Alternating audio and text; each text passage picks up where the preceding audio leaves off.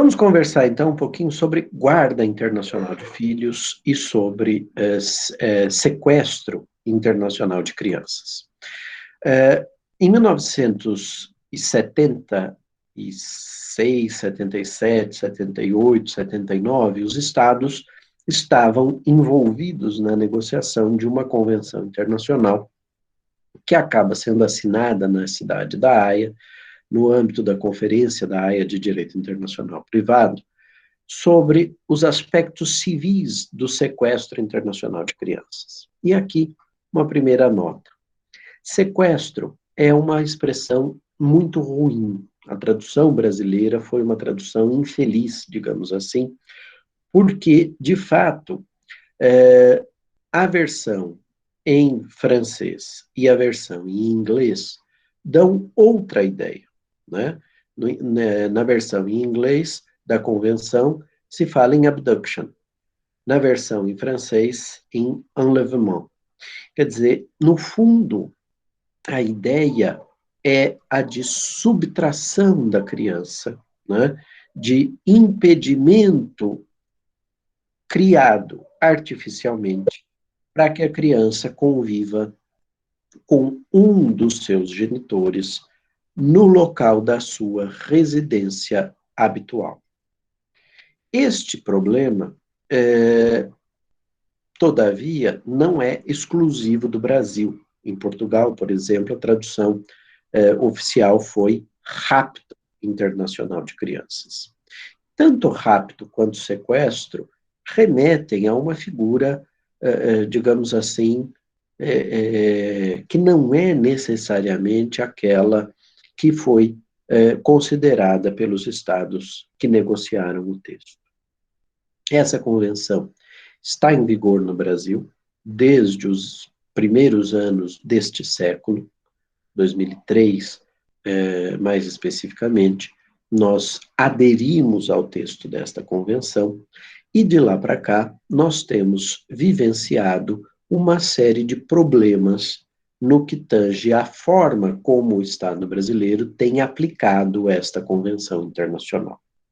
Eu vou, desde logo, apontar as dificuldades na aplicação desta convenção, para depois nós começarmos a compreender por que essas dificuldades são estabelecidas e se essas dificuldades estabelecidas pelo Estado brasileiro na aplicação da convenção se justificam ou não. Primeiro dado que eu queria trazer é o de que cerca de 2/3 dos pedidos de busca e apreensão das crianças relacionados com as hipóteses descritas na convenção, que tramitam pela autoridade central brasileira, dizem respeito ao retorno das crianças para o território nacional.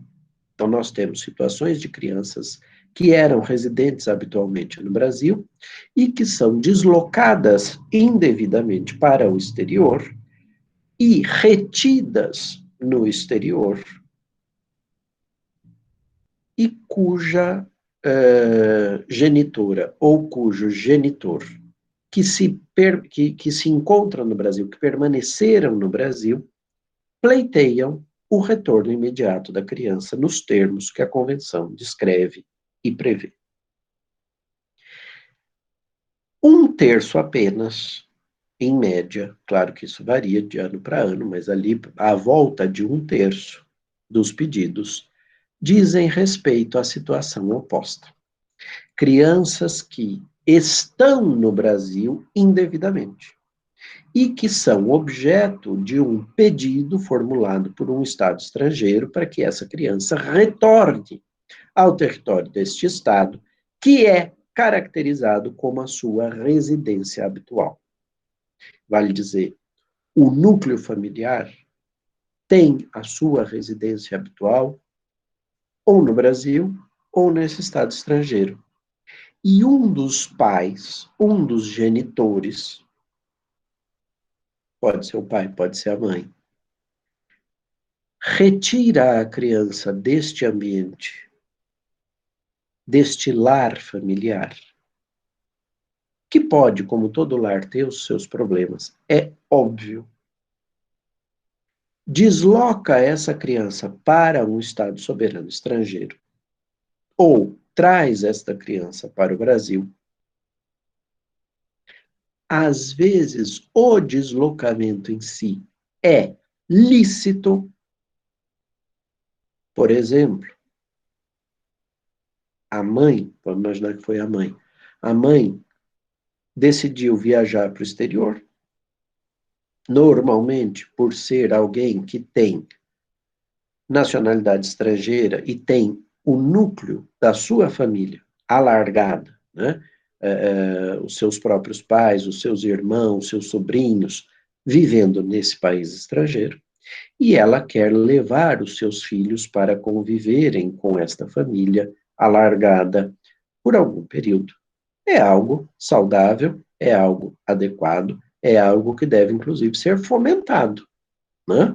O convívio das crianças com os seus familiares alargados é um direito que as crianças têm e que está, inclusive, descrito no artigo, aliás, no artigo não, na convenção, num dos artigos da Convenção de 1989 sobre os Direitos da Criança, da ONU, uma convenção de direitos humanos. Ora, este tema do deslocamento para o exterior, aqui no Brasil, é regulamentado pela Polícia Federal, que faz o controle de entradas e saídas de brasileiros e estrangeiros do território nacional nos portos e nos aeroportos nacionais, e também nos postos de fronteira terrestre. E há uma disposição no Estatuto da Criança e do Adolescente que determina que a criança só pode sair do território nacional se ela estiver na companhia de ambos os genitores, ou se um desses genitores for desconhecido ou já tiver falecido na presença do outro, aí sozinho, ou se houver autorização do que não está acompanhando a família, o núcleo familiar, nesta viagem, para que eles deixem o território nacional e para que eles retornem para o Brasil. O modelo de autorização que consta no site da Polícia Federal é um modelo ruim, no meu modo de ver. Porque diz assim, autorizo e pronto. Esse documento, entretanto, pode ser editado, porque ele é um formulário padrão. Eu, nas vezes em que tive a situação em que meus filhos viajaram para o exterior na companhia exclusiva da mãe, eu deixei a autorização, né, concedi a autorização, mas concedi com prazo para retorno. Ia lá, a passagem deles está prevista, sei lá, para o dia 26 de maio, eu punha até o dia 5 de junho, que vai que um ficasse doente, precisasse de alguma assistência, precisasse adiar o voo, etc. Né? E esta autorização precisa ser levada num cartório habilitado para o reconhecimento de firmas e esta firma precisa ser reconhecida por autenticidade, não pode ser por semelhança. Logo, o pai ou a mãe tem que ir pessoalmente ao cartório e assinar na frente do funcionário do cartório. Esta providência é para evitar algo que foi muito comum no passado, que era a falsificação dessas autorizações de saída do território nacional, que davam origem, então, a um sequestro desde o princípio. Mas este sequestro, essa subtração internacional de crianças, pode se dar a posteriori. É também bastante comum que um dos membros do casal parental comece um discurso, uma narrativa de que eu estou precisando ir lá para o país onde moram os meus pais, meu pai não está bem de saúde, Eu não sei se é grave. Isso vai indo. Depois de um tempo, falar, meu pai está piorando, está difícil, eu preciso ir, minha mãe está precisando de ajuda, de apoio, eu queria que as crianças se despedissem dele, etc, etc, etc. Não estou dizendo que isso seja necessariamente fraudulento, mas muitas vezes, se a pessoa está mal intencionada, pode ser, ou pode ser um exagero da apresentação. Eventualmente, pode não coincidir com um período no qual o outro genitor possa viajar junto.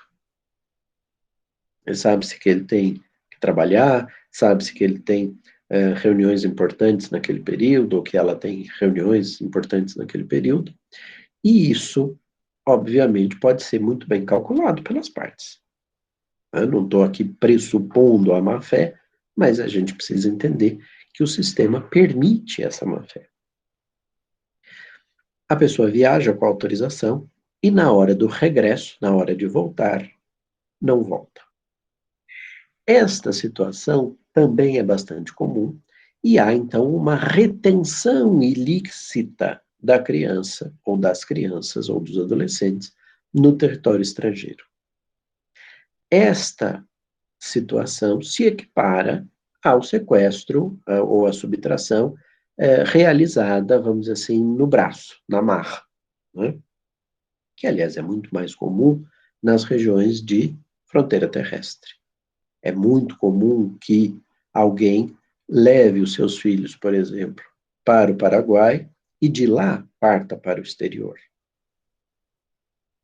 Sobretudo quando essas pessoas são vinculadas a estados soberanos que não são parte na Convenção da Haia de 1980.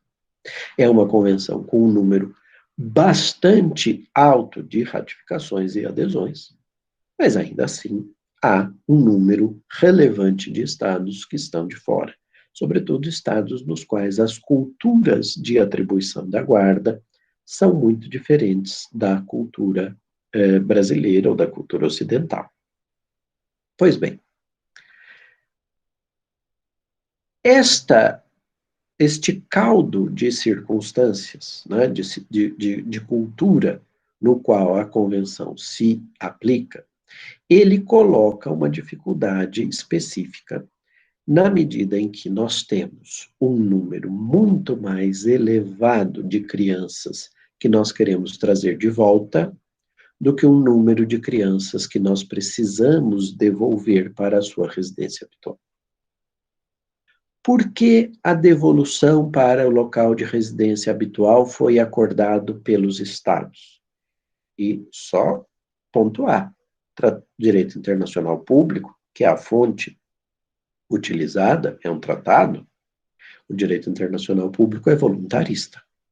As regras só se aplicam quando os estados querem. O Brasil quis essa convenção. O Brasil aderiu ao texto desta convenção e está vinculado ao texto desta convenção. Ele não pode, pura e simplesmente, cometer atos ilícitos de não observância do texto convencional. Não gosta da convenção? Porta da rua, serventia da casa, denúncia é o caminho adequado. Quer, denuncia. Mas por que nós não denunciamos a convenção? Porque 2/3 dos pedidos que tramitam pela autoridade central são para solicitar o retorno imediato da criança para o território brasileiro. Só 1/3 é para devolver a criança para o exterior. Então você está insinuando que o problema está em devolver as crianças para o exterior? Sim. O nosso Poder Judiciário tem sido recalcitrante, tem sido leniente, tem agido de forma ilícita, cometido ilícito internacional, ao não determinar o retorno imediato da criança para o exterior. Por que devolver a criança para o local da sua residência habitual foi a saída encontrada pelos estados? A razão é uma só. É neste local que está o juiz melhor posicionado para decidir a guarda da criança.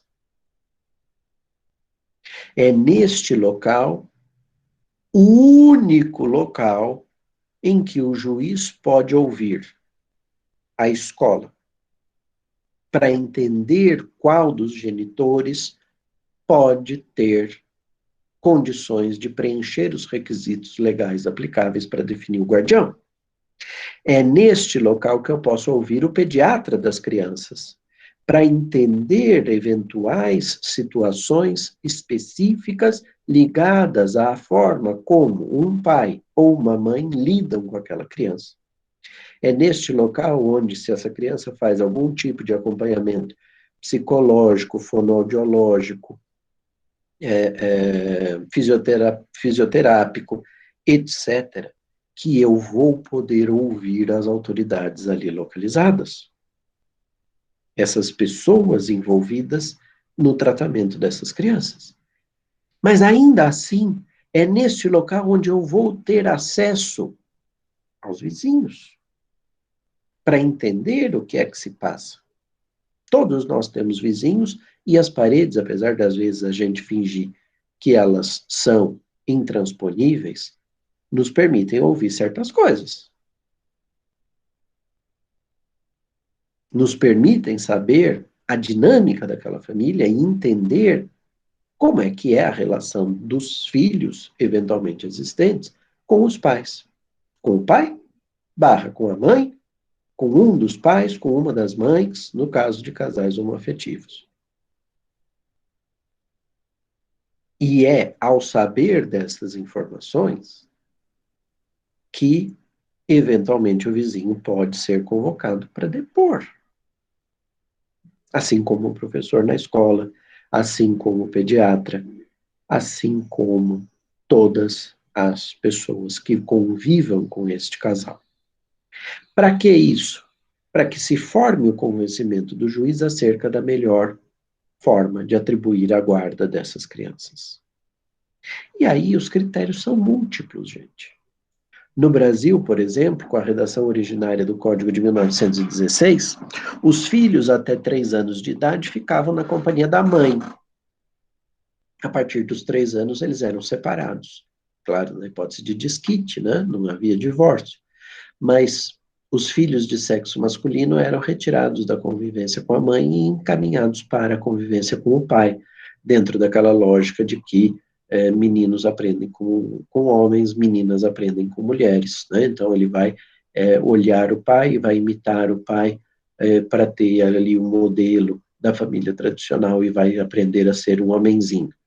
A menina vai ficar com a mamãe e vai aprender a cozinhar, a costurar, cuidar da casa, e vai ser uma esposa prendada e potencial, aliás, uma moça prendada e uma potencial esposa, apesar de ser filha de mãe desquitada, o que também era um estigma, né? Então, estas questões levaram o professor Silvio Rodrigues, por exemplo, a escrever, certa ocasião, que filho não é gado que a gente separe com base na compleição e no sexo. Tanto isso é verdade que a redação do Código Civil foi logo alterada e passou-se a estabelecer como critério para a definição da guarda, no caso de desquite, a inocência do genitor para o término da relação. Misturou-se, então, o casal parental com o casal conjugal. O marido deu causa ao desquite, ele que agiu de forma equivocada, ele que violou um dos deveres familiares, a esposa é a vítima. Ela não agiu com culpa, logo ela ficava com a guarda. Se a mulher tivesse sido a culpada pela ruptura do convívio, as crianças ficavam com o pai. E só subsidiariamente, quando existisse culpa recíproca, e mais recentemente, quando o divórcio passou a ser possível, independentemente da demonstração de culpa, e até de forma direta, quando as partes pura e simplesmente decidissem por fim a relação, era estabelecida uma preferência para a mãe. Então, no caso de culpa recíproca, ou no caso de ausência recíproca de culpas, a mãe tinha preferência. Esse critério foi alterado pelo Código Civil de 2002, que passou a prever, na redação originária, hoje está revogado pela Lei da Guarda Compartilhada, mas na redação originária, previu-se ali que a guarda seria atribuída para aquele que possuísse as melhores condições para o exercício da guarda. Melhorou? Melhorou. Não tem mais a culpa. Não se mistura o casal conjugal com o casal parental. Mas ainda não é bom. Por que não é bom? Porque como é que eu consigo demonstrar que eu tenho melhores condições para o exercício da guarda do que a minha mulher, se nós decidíssemos por fim a nossa relação conjugal ou convivencial? Eu só consigo colocar a questão pela negativa. Na prática, é essa a estratégia que os advogados colocam. O meu cliente tem melhores condições para exercer a guarda porque a mãe é uma relapsa, porque a mãe não faz nada, porque se depender da mãe, as crianças chegam atrasadas todo dia na escola, é o pai que faz tudo. E o advogado da mãe, da mulher, fala a mesma coisa, em sentido oposto, se for aplicável. O pai é muito grosseiro, o pai não toma nenhuma providência relativamente aos filhos, se depender do pai, as crianças nem sequer tomam banho, etc, etc, etc. É sempre pela imputação ao outro de algo negativo, né? Então, eu não gosto também deste critério que foi estabelecido pelo legislador de 2002. Por outro lado, eu gosto muito do critério português. A legislação portuguesa diz que a criança deve ficar, numa hipótese de divórcio, separação ou dissolução de união de facto, como eles chamam lá, deve-se atribuir a guarda para a figura primária de referência. O que é a figura primária de referência? É aquele de entre os genitores a quem a criança procura quando ela precisa. No fundo é isso, né? Criança caiu, se machucou, quem ela procura? É o pai ou é a mãe? A criança está com fome, para quem ela pede a comida? Para o pai ou para a mãe? A criança está passando por um problema na escola, para quem ela conta? Para o pai ou para a mãe? Pode acontecer de serem ambos. E se são ambos, a guarda é compartilhada. Mas se os técnicos, se o assistente social, se o psicólogo, fazendo a avaliação da criança, chegam à conclusão e recomendam ao juiz que considere como figura primária de referência só o pai, ou só a mãe, ou predominantemente o pai, ou predominantemente a mãe, este fica com a guarda dos filhos. Mas, na hipótese de serem ambos, a guarda é compartilhada. A guarda compartilhada não é guarda alternada. Não é aquela guarda de fica uma semana com o papai e uma semana com a mamãe. Mora uns dias da semana com o pai, uns dias da semana com a mãe, ou a cada mês troca a criança. Isso eu acho que até pode funcionar numa situação limite em que ambos tenham, vamos dizer assim, a manutenção de um estilo de vida semelhante. Por que eu digo estilo de vida semelhante? Porque a pior coisa para uma criança é não saber qual é efetivamente a conduta que dela se espera. Um dos grandes problemas na educação é a falta de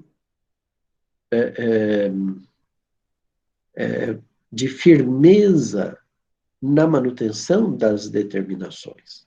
Se eu digo para uma criança, não mexa aí, porque isso vai quebrar, e viro as costas, ela vai tentar, ela vai lá mexer. É a curiosidade, é natural. Se ela mexe e eu vejo e finjo que não estou vendo, ela percebe. E aí aquele não é bem um não, né?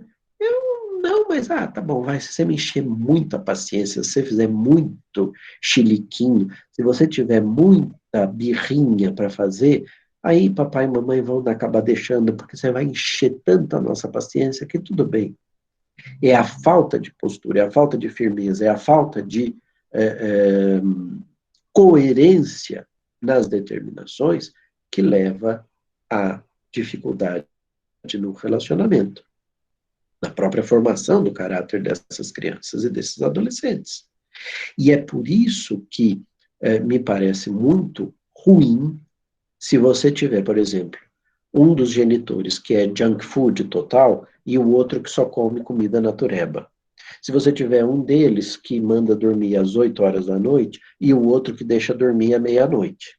Se você tiver um deles que manda fazer lição de casa e ainda por cima dá mais listas de exercício e manda ficar estudando a tarde inteira, e outro que deixa tudo ao Deus dará e não faz nada. Isso é péssimo para a formação desses seres humanos que estão em processo de formação e de evolução como cidadão, né? Nesse sentido, então, guarda alternada, no meu modo de ver, deve ser evitada. Mas a guarda compartilhada pressupõe a guarda física. A criança vai ter um lar, ela vai ter regras, ela vai ter alguém a quem recorrer nas questões do dia a dia.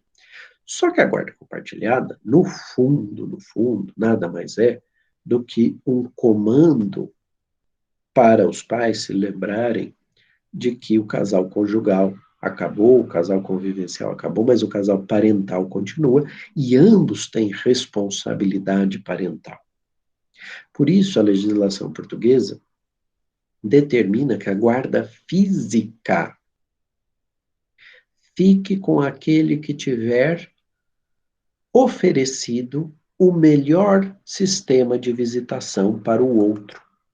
Os familiaristas agora começaram uma campanha até interessante para que nós evitemos usar a expressão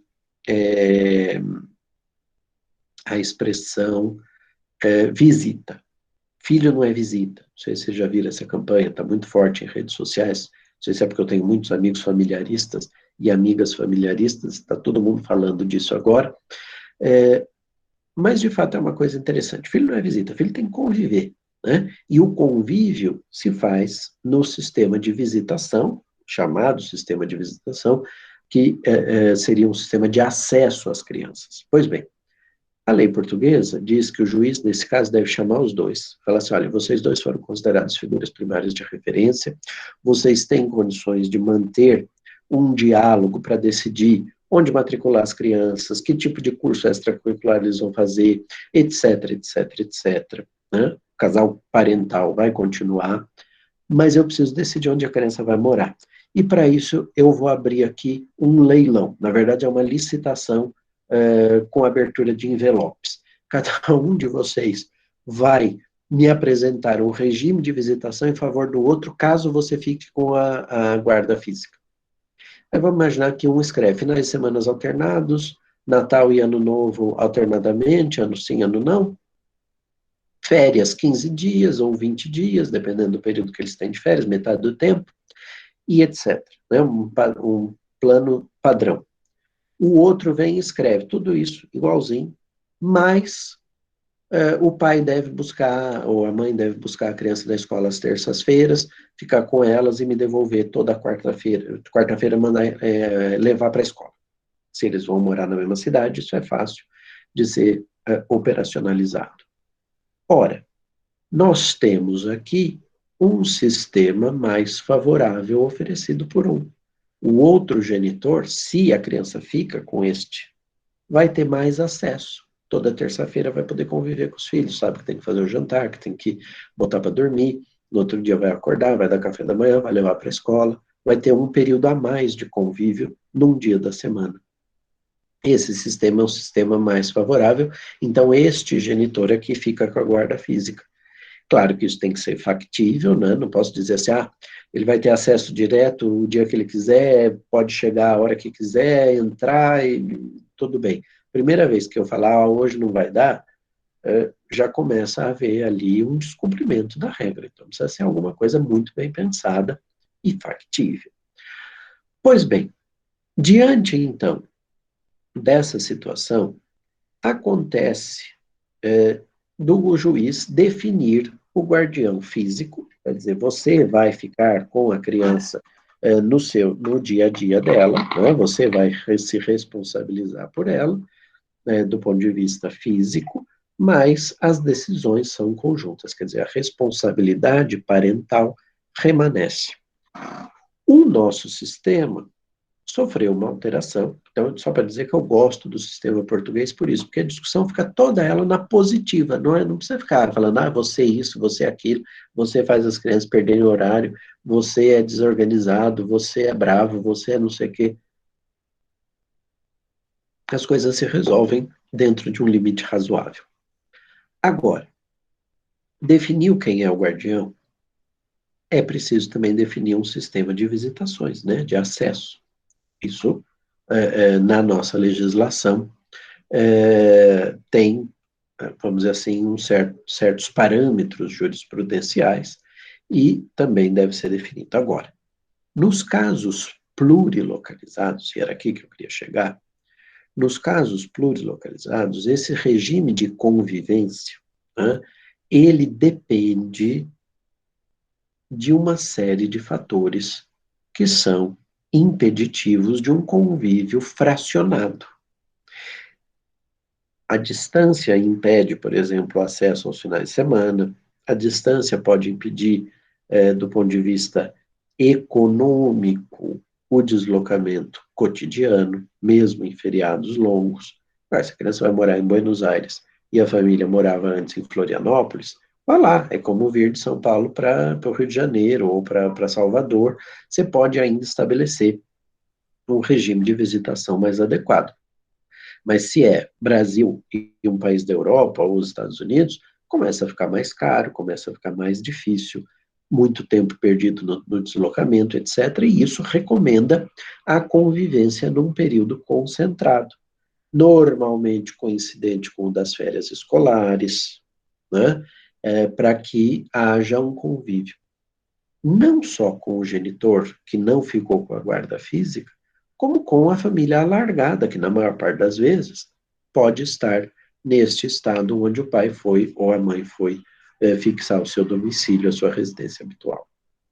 Então, quando tudo se faz como se espera, né, como deve ser, quando as pessoas resolvem os seus problemas como adultos, chegam e dizem não dá mais para viver juntos, vamos por fim ao nosso casamento, à nossa união estável, e vamos definir a guarda dos filhos, só que é o seguinte, eu não vou continuar morando no Brasil, eu quero ir morar no exterior, ou eu vou voltar para minha terra, ou eu recebi uma proposta para ir para o exterior, e o outro diz, eu não quero sair daqui, e isso leva à ruptura do casamento, seja lá como for. Se houver a definição da guarda neste mesmo momento e a definição do regime de visitações, aí é uma questão de observar o cumprimento deste regime de visitações, mas a isso eu vou voltar mais adiante, ainda hoje. O que a Convenção não quer, e é aqui que eu quero chegar, o que a Convenção não quer é que as pessoas... só uma coisa antes.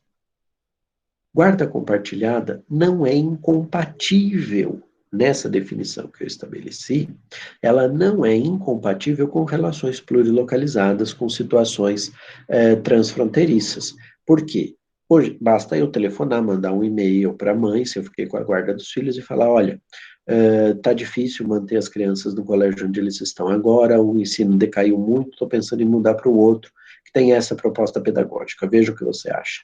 Aí o outro vem e fala assim, tá bom, você tá ruim, as crianças estão satisfeitas? Então, eu quero falar com eles. Marca uma reunião por Meet, por WhatsApp, seja lá por que mecanismo for, conversa-se. A mãe, por exemplo, concorda e fala, tá bom, vamos então mudar os nossos filhos. É compatível, né? Não tem problema nenhum fixar guarda compartilhada, mesmo em casos plurilocalizados. Aliás, é desejável dentro daquela ideia de que a guarda compartilhada nada mais é do que uma forma de manter os genitores vinculados às responsabilidades parentais. Então, com a mudança da nossa legislação e o estabelecimento preferencial da guarda compartilhada, isso não coloca maiores problemas para o âmbito do direito internacional privado, porque eu já sei que a guarda vai ser de ambos, mas a guarda física vai precisar ser definida porque ela faz parte, ela é essencial para a própria definição da guarda compartilhada, tá? Mas ia dizendo, o que a convenção quer, o que ela deseja, o que ela espera, é que os adultos sejam capazes de resolver os seus problemas como adultos. Que eles sentem e digam, não dá mais, não vamos mais viver juntos, não está dando certo, nós estamos nos machucando, nós estamos desgastados, nós estamos desgastando os nossos filhos e vida que segue, vamos continuar sendo pais dessas crianças da forma mais adequada possível. Ora bem, neste modelo, a convenção praticamente não se aplica. Ela pode vir a ter uma incidência no que diz respeito ao sistema de visitação, que eu vou falar mais adiante. Onde é que a convenção se aplica? Nas atuações ilícitas de um dos genitores. Seja no ir até o estado vizinho, passar a fronteira, falsificar um documento, ou levar a criança com a anuência do outro e não retornar no momento combinado. Aqui há um ilícito. Tanto há um ilícito que a convenção deixa muito claro que ela trata dos aspectos civis da subtração internacional de crianças.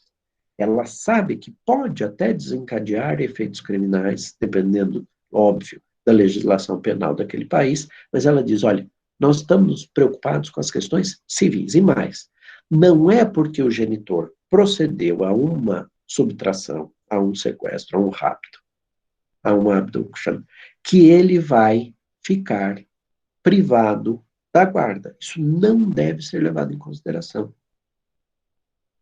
Na hora que tiver todo mundo retornado e eles forem, de fato, discutir divórcio, dissolução de união estável e a guarda dos filhos, o juiz não pode tomar esse ato como um ato premeditado. Tem que ser pensado como um ato de desespero. A pessoa fez no desespero, mas isso não pode impedi-la de receber a guarda.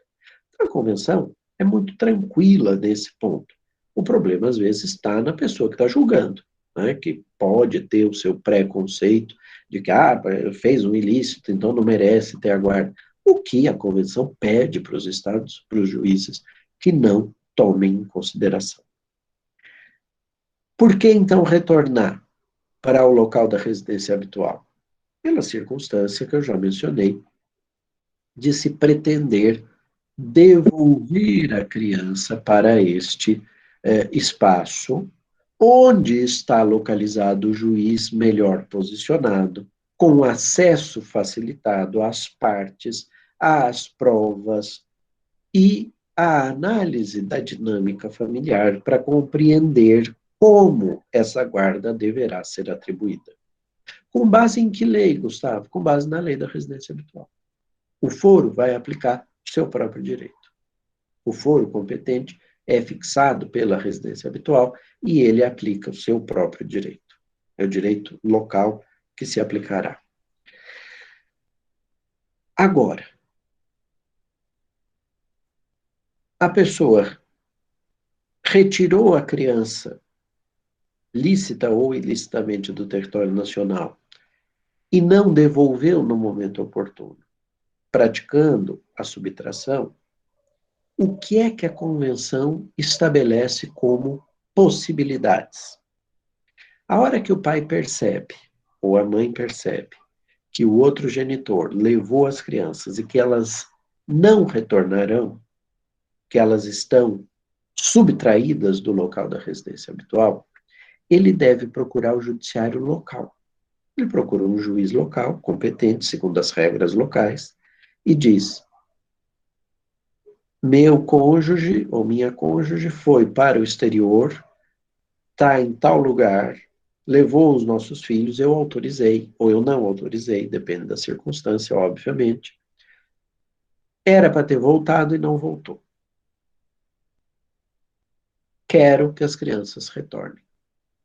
O juiz vai, nos termos da convenção, determinar uma ordem de busca e apreensão, só que uma ordem de busca e apreensão que vai ser cumprida no local onde as crianças estão, ou supostamente estão, porque às vezes também se acha que as crianças foram para um lugar e elas não estão lá, mas nós vamos falar disso já já. Essa ordem de busca e apreensão, que o juiz não consegue executar, porque não está na alçada dele, não está ao alcance dele, ele vai encaminhar para a autoridade central do seu país. Essa autoridade central encaminhará, assim como acontece com o pedido lá de adoção, que a gente viu que tem as autoridades centrais também na semana passada. Mas ao invés de na adoção, você mandava para todo mundo, né? Para todos os estados parte da convenção. Aqui não, você vai mandar para o estado onde você acha que a criança está. Você vai dizer, olha, há informações, há indícios de que as crianças estejam no seu território e nós gostaríamos que elas fossem buscadas, apreendidas e devolvidas para o local da sua residência habitual. A autoridade brasileira foi quem pediu, a autoridade estrangeira recebe, processa segundo as regras internas de competência, manda para um juiz local, o juiz analisa o caso, se não for constatada nenhuma das exceções ao retorno, que eu vou mencionar já já, ele vai buscar apreender e determinar a devolução da criança para o local da residência habitual, e o que é que se espera a partir dali? Que o pai ou a mãe que levou para o exterior volte para o Brasil e resolva os seus problemas como adulto, que eles discutam a guarda das crianças no judiciário, ou façam um acordo com relação à guarda das crianças, tá? Da mesma forma, se é a situação oposta, se é aquele 1/3 de crianças trazidas para o Brasil, a autoridade central estrangeira encaminhará o pedido para a autoridade central brasileira, que é a mesma autoridade central da Convenção de Adoção, foi a Secretaria Nacional de Direitos Humanos e atualmente é o Departamento de Recuperação de Ativos e Cooperação Jurídica Internacional do Ministério da Justiça. Este procedimento é um procedimento administrativo, a autoridade central analisará o pedido, vai ver se fazem presentes os requisitos formais e vai, por intermédio da Advocacia Geral da União, a AGU, pode até o pai ou a mãe constituir um advogado no Brasil para acompanhar o processo, mas não é essencial, não é necessário, o Código de Processo Civil determina que a AGU faça essa distribuição, e esse pedido, então, vai ser analisado por um juiz federal. E aqui começa algum grau de dificuldade nos pedidos de entrega de crianças que estão no Brasil para o exterior. Por que o juiz federal? A Constituição tem uma disposição, lá nas regras de competência do judiciário, que dizem que aspectos relacionados com a aplicação de tratados internacionais devem ter análise pelo juiz federal. Faz sentido, na medida em que juízes federais julgam ações de interesse da União, quem se responsabiliza pelas relações internacionais é a União quem celebrou o tratado, foi a União quem procedeu ao depósito do instrumento de adesão ou de ratificação, é a União quem, no limite, responde, é a República Federativa do Brasil que, no limite, responde pela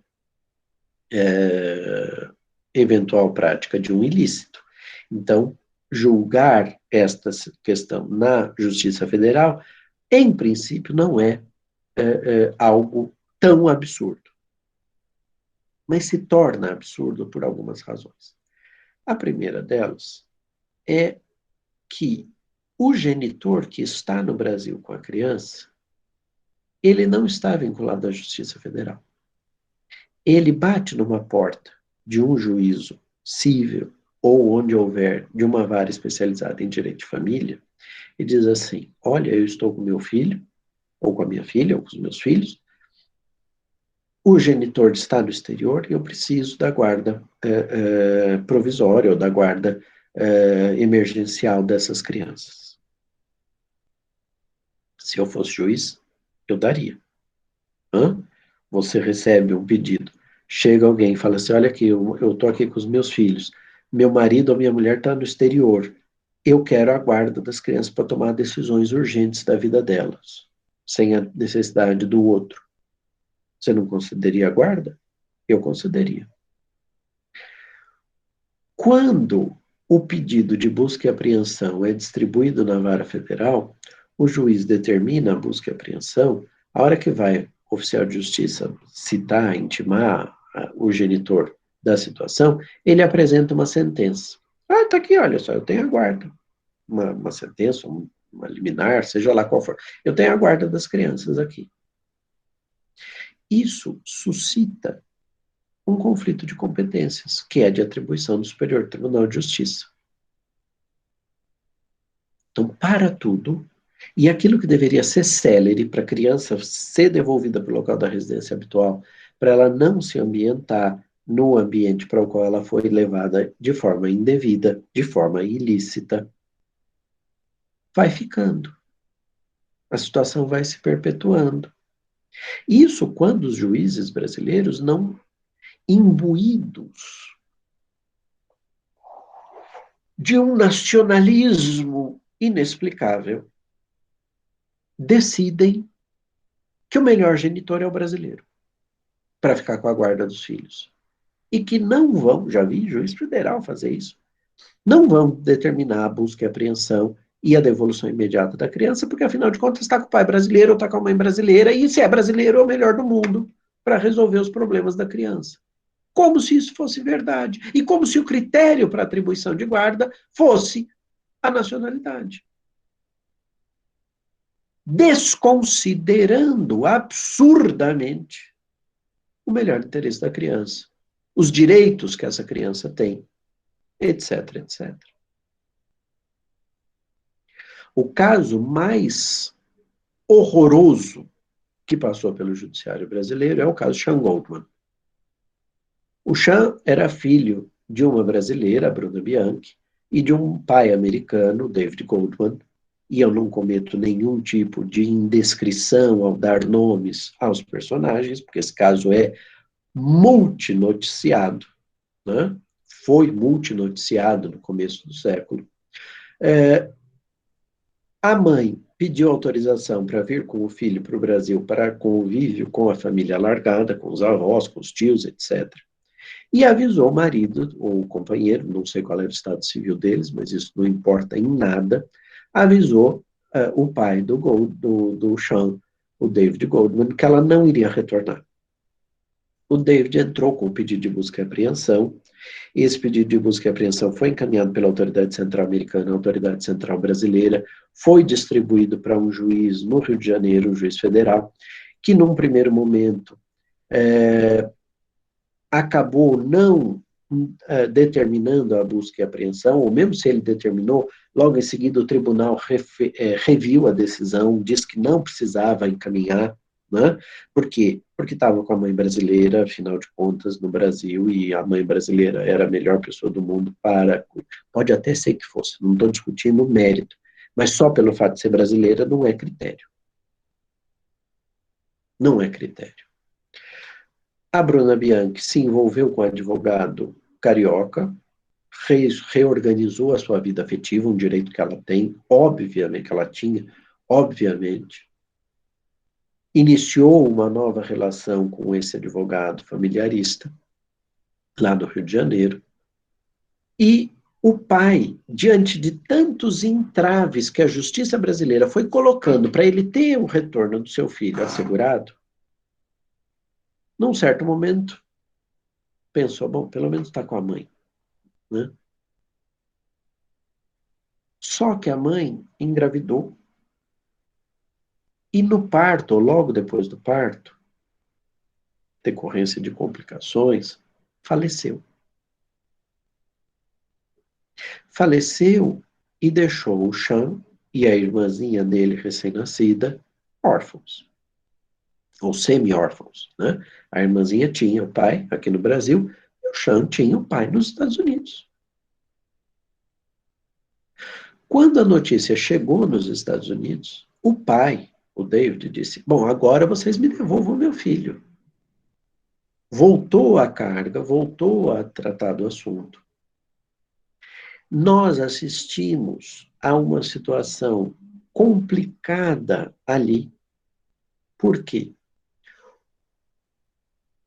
A imprensa brasileira, na ocasião desse segundo pedido, tentou fazer com que a gente acreditasse, e eu não sei dizer se foi má fé da imprensa ou se foi má fé dos advogados da família aqui no Brasil, tentou fazer acreditar que era a primeira vez que o David estava pedindo o retorno da criança. Por que que isso seria importante? Porque uma das exceções, uma das hipóteses nas quais o juiz pode não devolver a criança, é se ela está no território nacional há mais de ano e dia. É horrível o que eu vou falar, mas eu vou falar. É igual posse velha e posse nova. É mais de ano e dia, não precisa devolver. Menos de ano e dia, precisa devolver. Presunção de que ainda é a residência habitual, o local onde a família vivia antes. Mais de ano e dia, presume-se que houve uma mudança fática dessa residência habitual. E aí o juiz pode analisar se a criança está bem adaptada. Se ela estiver bem adaptada, ele não precisa devolver. Se ele entender que ela está ainda com dificuldades, por exemplo, linguísticas, culturais, alimentares, até porque às vezes a alimentação é completamente diferente daquela com a qual ela estava acostumada, ele pode determinar o retorno. Então não é que não vai ter retorno, mas pode não haver o retorno. Só que isso era mentira, porque o David tinha pedido lá atrás.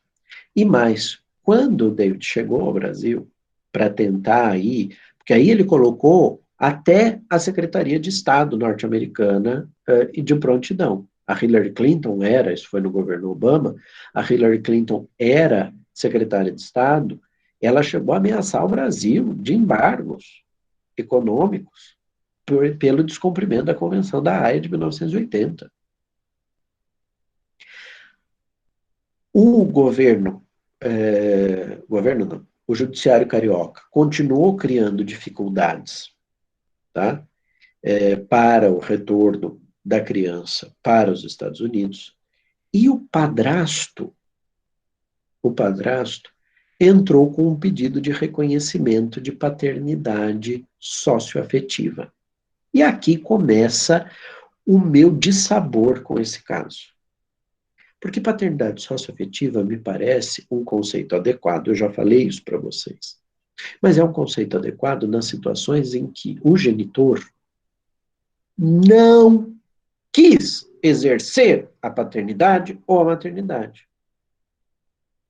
Se ele não teve condições, e no caso não teve, porque as condições não foram fornecidas pelo judiciário brasileiro em descumprimento das regras internacionais, não se vai falar em paternidade socioafetiva. É muita disfarçatez. E é uma disfarçatez maior ainda, esse advogado, padrasto do Sean Goldman, que era diretor e é diretor do Instituto Brasileiro de Direito de Família, convencer todo o IBDFAM a bancar uma posição, inclusive apoiando uma emenda à Constituição proposta por deputados do Democratas,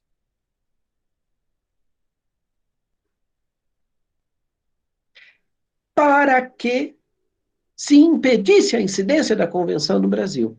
Por que isso não prosperou? Pelo simples fato de que 2/3 dos casos, como eu disse, são em sentido inverso. Mais ainda, porque não precisa, é só denunciar a convenção, como eu já falei. Mas por que não denuncia? Porque 2/3 dos casos são para trazer crianças de volta. E o que não pode é essa atuação fragmentada. Eu quero cumprir a convenção quando é para trazer as crianças de volta para o Brasil. Mas quando é para mandar as crianças para o exterior, aí eu não vou mandar. Isso tem um nome, é ilícito internacional. E é um ilícito internacional praticado, perpetrado pelo Poder Judiciário brasileiro. E o Judiciário, então, graças ao sistema de recursos, viu a intervenção do Supremo Tribunal Federal às vésperas do Natal de 2009. E o Supremo determinou o retorno imediato da criança aos Estados Unidos. Foi feito um acordo em que o padrasto e a avó do Sean deveriam levar a criança para o consulado norte-americano, entrar no prédio pela garagem para não expor a imagem da criança. E eles descumpriram o acordo. Pararam o carro uma quadra antes, desceram do carro, expuseram a criança, fizeram um dramalhão e ainda disseram depois: o menino mal reconheceu o pai, não fala mais inglês, foi muito triste, porque agora nunca mais nós vamos vê-lo, etc, etc. Só que eu conheço gente que trabalhava no Ministério da Justiça, na ocasião, na Secretaria Nacional de Direitos Humanos, aliás, e que me confidenciaram que a entrega foi gravada, foi filmada. E que no filme o Chan fala para o pai: pai, por que você demorou tanto para vir me buscar? Então, se é um problema de narrativa, a narrativa verdadeira precisa ser dita aqui. Eu, inclusive, me desfiliei do IBDFAN por conta da forma como eles conduziram essa questão. Eu achei de um absurdo monumental o modo como as coisas foram conduzidas. Aí vocês vão me dizer: mas professor, agora eu estou voltando a me acalmar. Professor, existem muitos casos em que, sobretudo a mulher, é vítima de violência doméstica. E fugir é a única forma que ela encontra. E eu diria mais: há situações nas quais só se percebe o abuso, sobretudo quando a violência é psicológica, quando a violência é moral, só se percebe a violência quando se sai do ambiente. É o deslocamento para passar férias com os filhos aqui no Brasil ou em qualquer lugar do mundo que faz com que essa mulher perceba que ela está sendo vítima de violência física, violência psicológica, violência moral, e às vezes até que ela perceba que ela já foi vítima de violência física, sem se dar conta. Eu sei disso. Eu sei disso. Mas, infelizmente, a convenção não trata disso. A convenção, além da hipótese do ano e dia, traz uma segunda exceção, que é a seguinte: não devolver a criança se a vida dela estiver em risco. Quando que a vida da criança está em risco? Eu vou devolver uma criança para a Síria, hoje em dia, no meio de uma guerra civil. Eu não vou devolver uma criança para um local nesse período atual de pandemia, por exemplo. Né? Vou botar a criança dentro de uma caixa chamada avião, né? Um frigorífico que voa, onde fica ali todo o ar sendo, por mais que as companhias aéreas digam, e eu tendo a acreditar que seja verdade, que eles conseguem filtrar o ar, etc. e tal, mas será que é o caso de devolver a criança nesse momento para o exterior? Com todas as restrições de circulação internacional que existem? Não sei. Tenho lá as minhas dúvidas. Logo no começo da pandemia, eu escrevi um artigo propondo uma certa moratória à aplicação da Convenção de 1980. Claro que agora, passado mais de ano, né, 1 ano e 2 meses do início do confinamento, a gente já tem outras informações e talvez o artigo esteja superado. Mas é preciso que a gente tenha isso em mente e em visão para que nós consigamos compreender o que significa o tal risco de vida para a criança. Não é a eventualidade da violência física que deve ser coibida, que deve ser combatida, não tenho a menor dúvida, existente entre os genitores. Se isso não se reflete na criança, se a criança não é vítima direta, por mais que ela possa ser vítima indireta das circunstâncias, mas se isso não se reflete na criança, se ela não é vítima de violência física que possa levar à morte, como nós vimos aqui recentemente, crianças de 3, 4 anos, não foi só uma, né, mortas pela mãe, pelo padrasto, né? É, se isso não se reflete na violência contra a criança, em princípio ela precisa ser devolvida. Eu sou sensível ao problema da violência doméstica nesses casos. Só que, na hora que você pergunta, mas cadê? Tem alguma denúncia à autoridade policial local? Nunca foi feita. Volto a dizer, eu sei que às vezes a percepção só se dá quando chega aqui. Mas você não tem indícios, você não tem prova. Começa a ficar parecendo, sabe o quê? Argumento de advogado. Que na defesa dos interesses do seu cliente, se sai com essa afirmação sem grande embasamento teórico e fático, sobretudo, sem grande embasamento fático. Agora, talvez seja chegado o tempo, porque em 1978, 79, 77, esses problemas eram varridos para debaixo do tapete, no mundo inteiro. Talvez agora seja chegado o tempo da Conferência da Haia voltar a discutir a Convenção de 1980.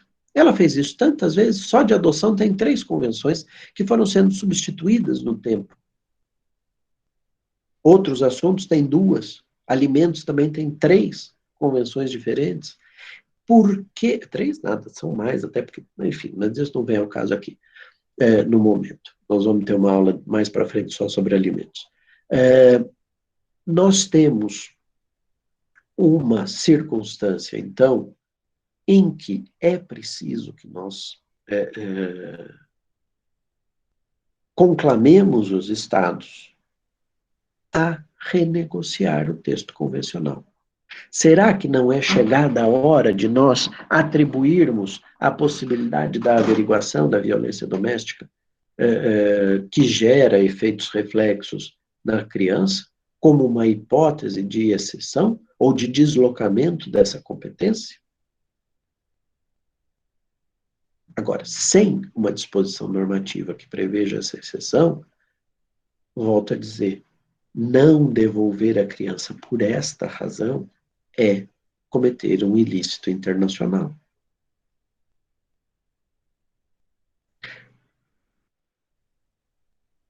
Cometer ilícito internacional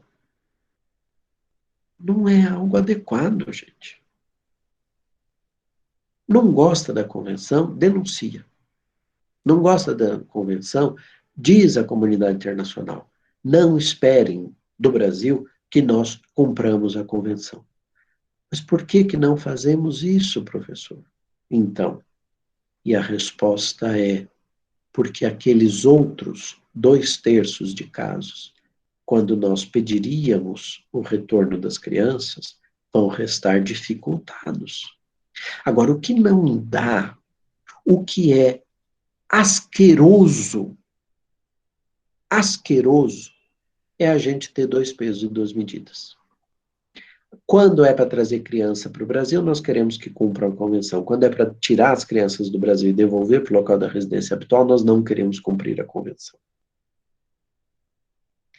Eu já dei muito parecer em casos de sequestro internacional de crianças. Muitos. Não vou nem dizer o número aqui. Até porque eles são todos, os processos tramitam em segredo de justiça. Não é o caso aqui de entrar nesses detalhes. Teve um até hoje em que eu dei o parecer pelo não retorno. Só um.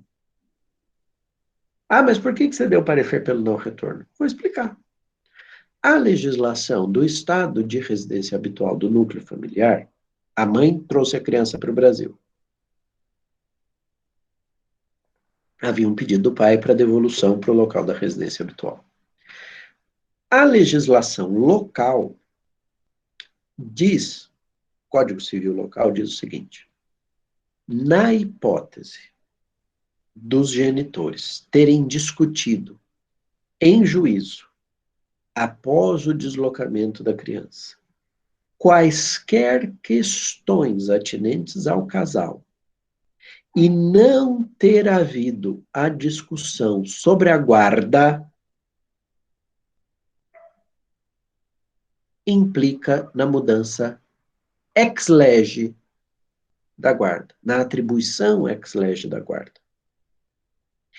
A mãe trouxe a criança para o Brasil, com autorização do pai, disse que ia passar férias. Quando passou o período, ela disse, não vou voltar.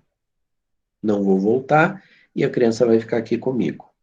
O pai entrou com um pedido. Nesse meio tempo, eles fizeram um acordo e obtiveram o divórcio lá no exterior, perante o judiciário. Um deles entrou com a ação, o outro não contestou, acabou concordando com o pedido, e a justiça daquele país os divorciou. Só que eles não fizeram nada com relação à guarda, não fizeram nada com relação a outros assuntos, como partilha de bens, etc. Só que aí há uma disposição da lei aplicável, porque se eu retornasse a criança para esse local, o juiz local teria que aplicar a sua própria legislação. A legislação local diria, a guarda está com a mãe, porque a mãe deslocou para o exterior a criança, houve uma discussão acerca de um problema, que era o divórcio, não se definiu a guarda operou ex lege em favor da mãe. Consequência, a guarda da mãe era lícita. Não desde que o pedido chegou, porque isso foi no meio do caminho. O pedido veio, entrou pela Autoridade Central Brasileira, que mandou para o juiz aqui em São Paulo.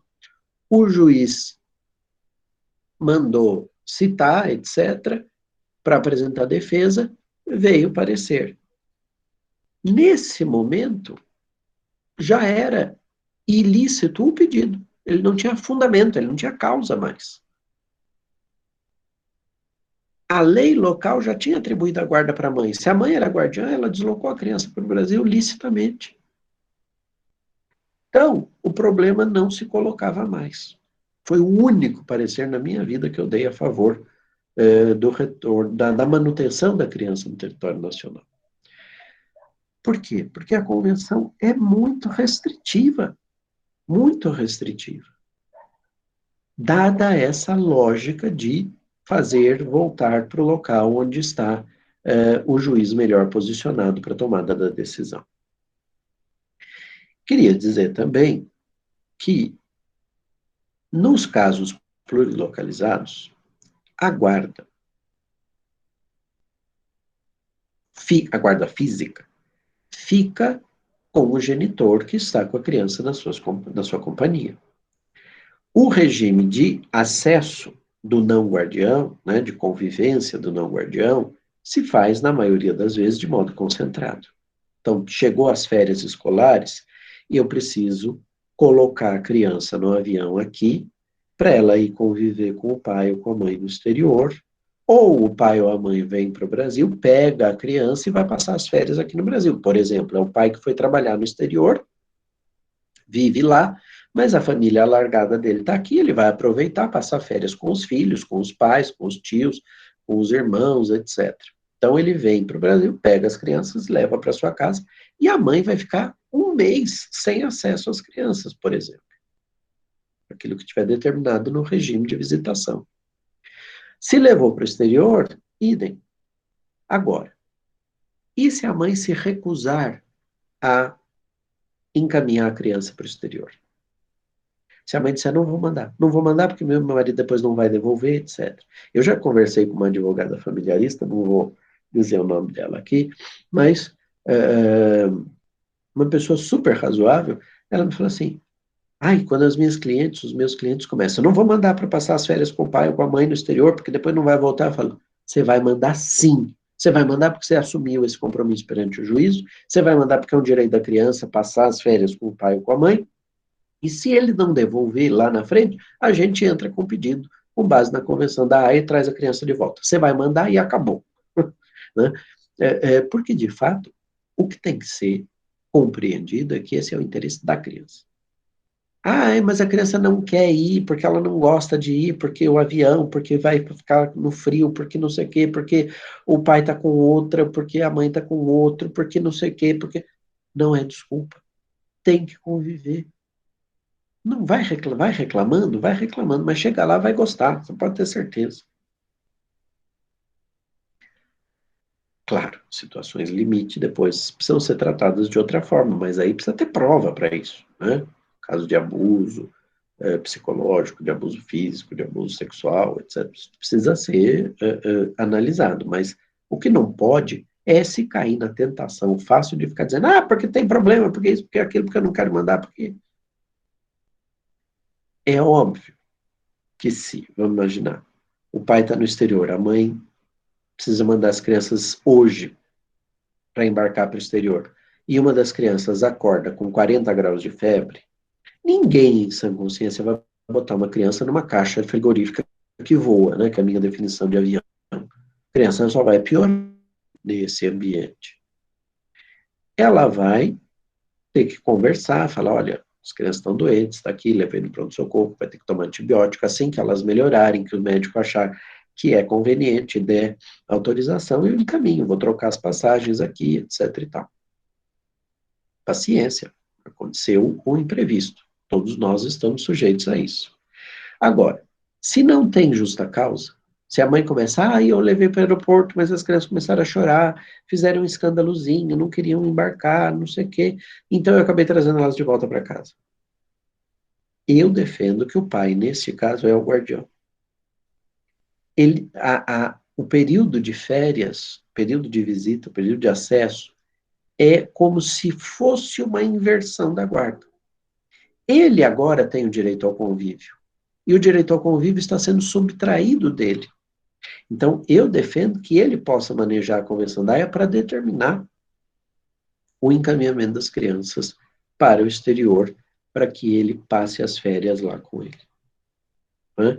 Porque o que está em jogo é o interesse da criança de conviver com as crianças, com os pais, com a família alargada, com a cultura do pai, com a língua do pai, com a língua da mãe, seja lá qual for dos genitores o que está no exterior.